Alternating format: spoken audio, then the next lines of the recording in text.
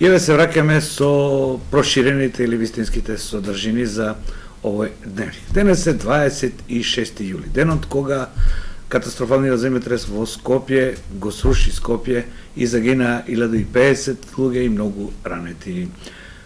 Редно е да споменеме, но и во контекст на нашава околина, на Штип и на регионов, да споменеме дека во истиот ден на попладнето на 26 и утредента на 27 јули 1963 година, преку 2000 штипјани и околу 5000 луѓе од целиот овој крај учествувале во помагањето и извлекувањето на заробените, на притиснатите во рушевините, во расчистувањето на рушевините во целата таа 1963 година. И му даваме почит, посебно што овој ден и во Македонската православна црква е одбележан како денот на добрите дела. Сега не знам колку е добро делото на земјата или Господово кога срушил Скопје, но добрите дела на луѓето се поврзани со денешниот празник на Архангелот Гаврил, Божјата сила, Господовата сила, кој празник се слави веднаш по богојавление, но денес неговото споменување или соборот на сите негови појавувања од почетокот на светот па до денес. И што е тоа што на денешен ден етнологијата вели како нашиот народ го запаметува, вели денес не се работи тешки работи, но и ако се работи работа добри дела. Се помогне некому, се започне некое добро дело или се учини некому добро дело за да Бог го запомети таа сила која луѓето ја дават на другите. Кога сме веќе кај тие добри дела или воопшто делата, да видиме што ние сработивме во дневникот за денес, 26 јули. Започнуваме со информацијата за нашиот млад сограѓанин Никола, шестооделенецот, кој завчера падна од тресалната од третиот спрат во населбата 8 ноември. Има тешки повреди и по операцијата од Карел јавува дека се уште се бори за живот. Да ја видиме историјата. Се уште е во живото загрозувачка состојба шестооделенецот Никола, кој завчера падна од тресално од третиот кат од зградата во која живее. И по извршената хируршка интервенција на главата, здравствената состојба на детето е сериозна, информираат од Карел. Несреќата се случи завчера околу 22 часот, откако детето случајно падна од тресалната на станот, што е беззаштитна ограда. Соседите вчера видно потресени пред камерите раскажуваа за несреќата. Се предпоставува дека менувајќи канали на телевизорот, детето изгубило ориентација и паднало од тресалната. Го држала и Далинското, вика со него, вика, оно ма спогледнало е нешто сигурно. Така е паднало надоле. Он си лееше на земја, пискаше, викаше брза помош дојде, земаа го однесе. При падот 12-годишното дете се здобило со тешки телесни повреди, скршеници по рацете, главата, ребрата и нозете. Од страна на истражните органи, на лице место извршен и увид со цел да се утврдат причините за несреќата.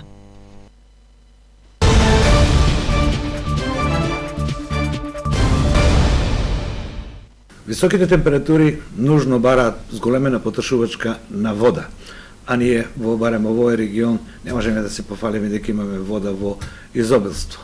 Затоа јавуваат од јавното предпријатие Солидарност од Виница дека ако се продолжи со ваква потрошувачка ќе бидат принудени да воведат одредени рестрикции.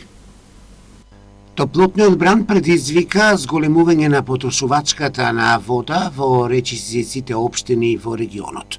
Општина Виница се соочува со намалена вода во Градечка река, така што и системот за водоснабдување во Виница е во критична состојба.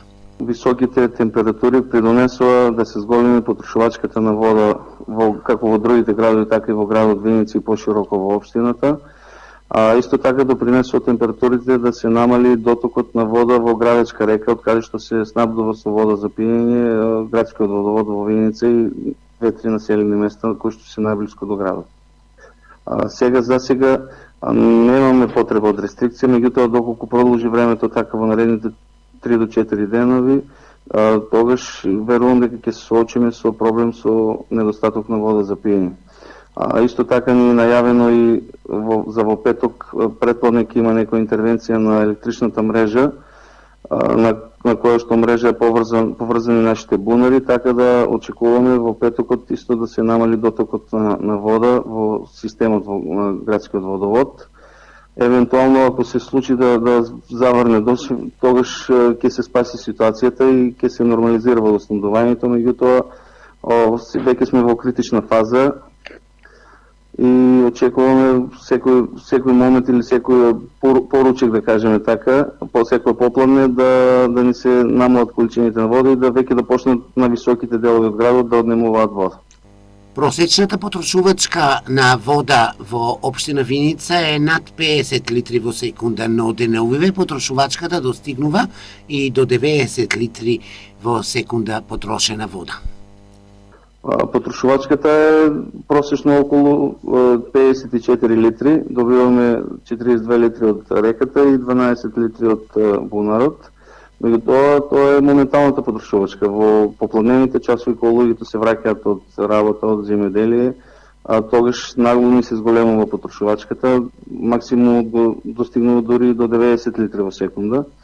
И поради тоа, прво притисокот ќе ослабне во целокупната мрежа, а и може да се случи некои, како што кажав, на високите делови, воопшто да имаат прекин во водоснабдувањето за пола сат или сат, зависи од потрошувачката. Што се однесува за Штип, Штипската филтер станица е во добра кондиција, иако и таму е зголемена потрошувачката на вода.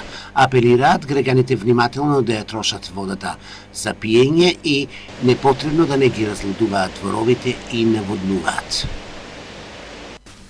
И уште една вест поврзана со горештините и потрошувачката. Во споредба со истиот период, лани годинава е зголемена потрошувачката на струја, што пак се должи на значително повисоките температури, велат од Евана. Разгледувањето под клима уреди е највообичаениот начин преку кој граѓаните бараат спас од високите температури, кој месецов го поминаа и 40-тиот степен. Дел од нив велат дека забележали изголемување на сметките за електрична енергија, токму поради тоа што климатизерите им се постојано вклучени. Од Евана Македонија информираат дека вкупната потрошувачка на електрична енергија во периодот од 1 до 25 јули изнесува 348.580 мегават часа. Најголема потрошувачка била регистрирана на 11 јули, кој беше еден од најтоплите денови во овој период. Во споредба со истиот период лани може да се заклучи дека годинава е зголемена потрошувачката на струја, што пак се должи на значително повисоките температури, објаснуваат од компанијата. Во меѓувреме на вчерашната 16-та владина седница, владата ја разгледа и усвои информацијата во врска со уведување ефтина дневна тарифа на електричната енергија за домакинствата.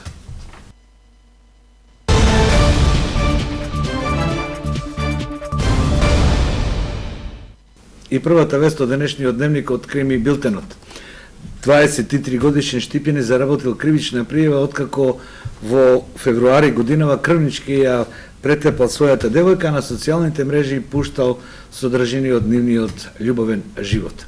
Ете, тоа се новите кривични дела поврзани со развитокот на технологијата. Овој пат не мислев на злоставувањето на кутрата девојка, тука зборувам за пуштањето на фотографии или снимки по социјалните мрежи. Да потсетам дека со измените на кривичниот закон и тоа е кривично дело. 23 годишен Штипјанец заработи кривична пријава откако ја претепал својата девојка, а на социјалната мрежа Инстаграм објавил приватни фотографии додека биле во љубовна врска. Штипјанецот со иницијали ЗМ се терети за 2 сторени кривични дела: телесна повреда при семејно насилство и злоупотреба на личните податоци.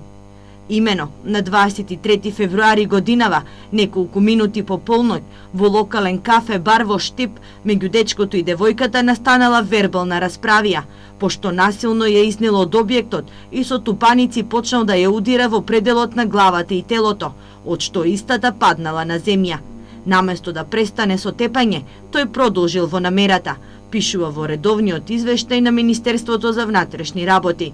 Истиот ден, околу 14 часот и 30 минути, пријавениот без знаење и согласно со доштетената ги искористил нејзините лични податоци и направил лажен профил на апликацијата Инстаграм и постирал нејзини фотографии кои биле сликани од неговиот и нејзиниот телефон, додека биле во љубовна врска.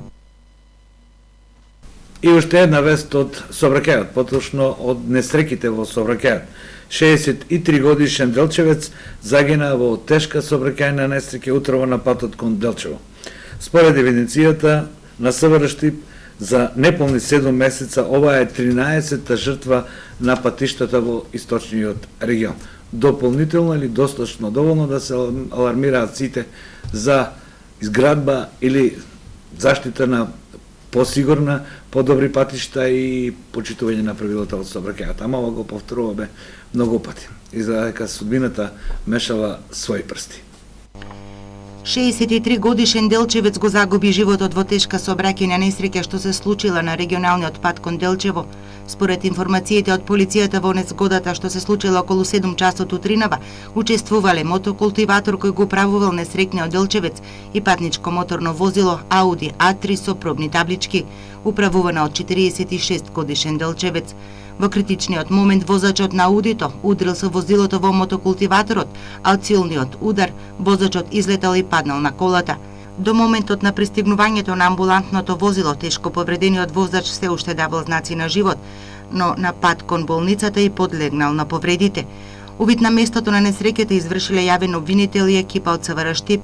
Се работи на утврдување на причините за несреќата. Според анализите на полицијата, најчести причини за сообраќајните несреќи со кобни последици се брзото возење и неправилното пристигнување. Најчести причини за сообраќајните незгоди се брзото возење, неправилното пристигнување, заморот, алкохолот, недржење на растојание, страна и правец на движење. Причина број 1 за сообраќајни незгоди со фатални последици е брзото возење, непрописното пристигнување. За неполни 7 месеци на патиштата во источниот регион во сообраќајни несреќи загинаа 13 лица. На почетокот на јули, во една ноќ, во 3 сообраќајни несреќи во Кучанско, Делчевско и Виничко, страдаа 6 лица. Во центарот на градот Попладнево регистрирана уште една сообраќајна несреќа во која се судириле мотор и автомобил. По дебелиот крај се разбира го извлекол моторџијата. Уште една сообраќајна несреќа во која учествуваше моторциклист и патничко моторно возило. Сообраќајката се случи попладне на улицата Кристијан Карпош пред Црствениот дом во Штип. Од полицијата соопштуваа дека од силината на ударот моторциклистот се здобил со телесни повреди, но не можеа да прецизираат за какви точно повреди се работи. По несреќата со возило на итната медицинска помош е пренесен во клиничката болница. Автомобилот со кој се судрил моторциклистот е службено возило на Министерството за внатрешни работи. Увидни екипи на СВР Штип вршеа увид на лице место и по завршување на истрагата ќе ги соопштат причините за сообраќајната незгода. Инаку за неполна една недела ова е трета сообраќајка само во Штип во која учествува и страда моторциклист.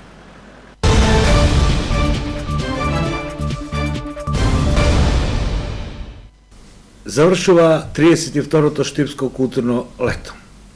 Една од најстарите културни манифестации во Штип. И со техно завршува во Домот на млади овогодишното издание.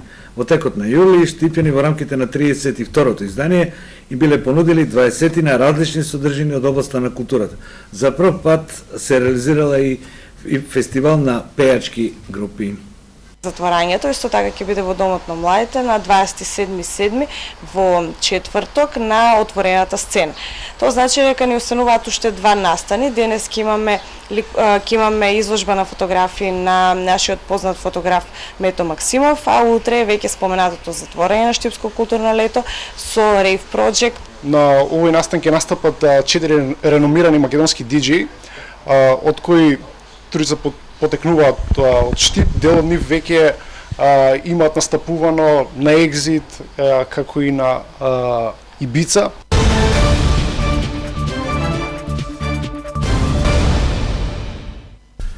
И нашиот колега Герасимов продолжува да го следи фудбалот, мариот фудбал и турнирот Владко Петров во Чардаклија. Еве го неговиот рапорт. На спортскиот терен во Чардаклија во понеделникот се одигра само еден надпревар помеѓу екипите на Чардаклија и Добри луѓе.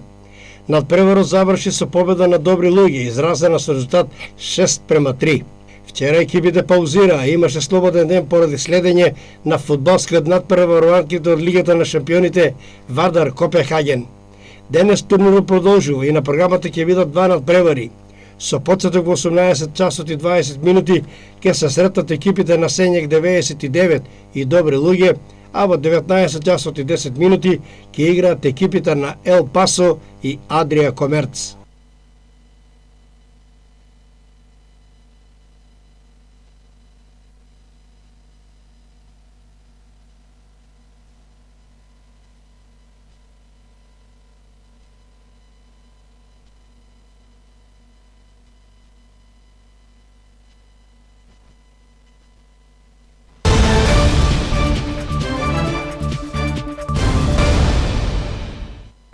И како што ви ветив дека ќе барам по историјата датуми поврзани со Штип или луѓе поврзани со Штип.